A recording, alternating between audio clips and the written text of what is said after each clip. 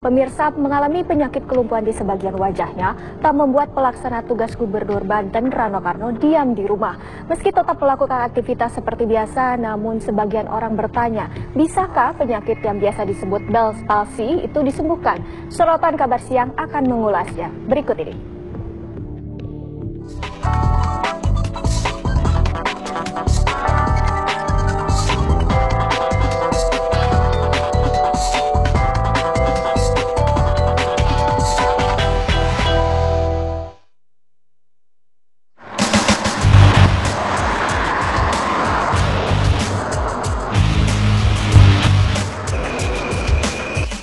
Baru-baru ini, kondisi kesehatan pelaksana tugas Gubernur Banten Rano Karno mencuri perhatian. Sebagian wajah pemeran Sidul anak sekolahan itu lumpuh dan terlihat tidak simetris. Warga Betawi biasa menyebutnya dengan istilah menyon. Ya, Rano mengatakan dirinya terserang penyakit Bell's palsy, yaitu virus yang menyerang bagian syaraf sehingga membuat otot wajah sebelah kanannya tidak berfungsi dengan baik. Beberapa saat sebelum terkena Bell's palsy, Rano mengaku tubuhnya menggigil dan hanya mengira gejala sakit biasa. Indikasi pertama yang saya rasakan 2 minggu sebelum saya terserang, saya dingin. Jadi di ruang AC itu dingin luar biasa kok. Sampai saya bilang matiin kamar, nggak sanggup gitu dingin. Nah kemudian kuping tuh dengung, bukan budek tapi apa ya, pengeng gitu kan. Nah saya ingat saya ingin ke Batam waktu itu karena Hari Pers Nasional. Tapi ini saya udah nggak enak nih, mulut udah nggak enak nih. Kayak kita kalau bahasa Betawi bilang orang baal gitu kan. Kayak oke lah, kayak orang di anestesi mau cabut gigi, obatnya nggak hilang-hilang seperti itu. Nah mulai terasa, ini ada elektrik nih, tek tek tek tek, kayak orang tek tek tek jalan sampai ke ini. Begitu saya ke dokter, dokter mengatakan Bell's palsy. Sebelumnya memang tak diketahui banyak orang bahwa sudah sekitar 1 bulan ini Rano Karno didiagnosa menderita Bell's palsy. Penanganan segera membuatnya bisa pulih lebih cepat. Saat curiga dengan kondisi yang dialaminya, pria yang terkenal di dunia hiburan sejak tahun 70-an itu pun langsung memeriksakannya ke dokter. Dari akupuntur, terapi pijat elektrik, hingga pemeriksaan ke dokter di Singapura pun dilakukan sebagai upaya penyembuhan.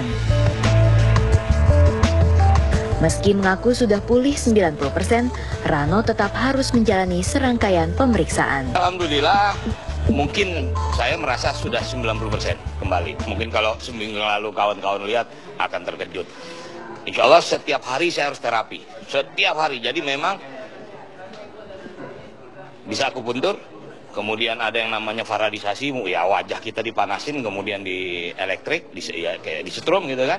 Kemudian juga, jadi saya seling-seling, hari ini faradisasi, besok akupuntur, besoknya lagi pijit saraf, ada juga saya coba pijit saraf. Nah memang penyakit ini hanya bisa disembuhkan dengan terapi. Ya, meski mengidap Bell's palsy, namun hal itu tak membuat pelaksana tugas Gubernur Banten ini diam di rumah. Walau dokter menyarankan istirahat total, Rano Karno memilih untuk tetap bekerja. Namun sejumlah pihak ragu akan kinerja Rano. Ya bisa dimungkinkan seperti itu, sehingga kita berdoa semoga beliau selekas sehat. Tapi kita berharap ini juga menjadi satu sinyal buat kita bahwa pemerintah itu nggak sendiri, bukan cuma Rano, tapi juga ada perangkat daerah yang lain. Tapi kita berharap Rano Karno cepat sehat, karena kita tidak ingin pembangunan di Provinsi Banten ini lambat. Kita berharap ini juga menjadi satu sinyal buat kita bahwa pemerintah itu nggak sendiri, bukan cuma Rano, tapi juga ada perangkat daerah yang lain. Tapi kita berharap Rano Karno cepat sehat, karena kita tidak ingin pembangunan di Provinsi Banten ini lambat. Kondisi fisik yang dialami penderita Bell's palsy memang menakutkan. Tak hanya mengganggu kesehatan, penyakit ini juga mengganggu penampilan. Tak jarang penderita Bell's palsy merasa malu dengan kondisi wajahnya. Virus yang menyebabkan kelumpuhan pada otot wajah membuat sebagian orang bertanya, bisakah penyakit ini disembuhkan? Bell's palsy itu kelumpuhan daripada saraf otak yang ketujuh, biasanya kelumpuhan yang sementara, nggak menetap. saraf otak yang ketujuh bagian tepi. Jadi sering sekali karena dia dianggap sebagai infeksi virus dan biasanya hilang dengan cepat, itu sering sekali memang kita nggak ngasih obat apa-apa gitu. Nah tapi kalau perkiraan kita salah, ternyata dia sampai yang berat, yang sampai mesti lama, maka kalau dikasih steroid itu lebih baik hasilnya dan itu lebih cepat untuk pemulihannya, karena steroid itu mengurangi bengkak daripada saluran yang saraf otak ketujuhnya.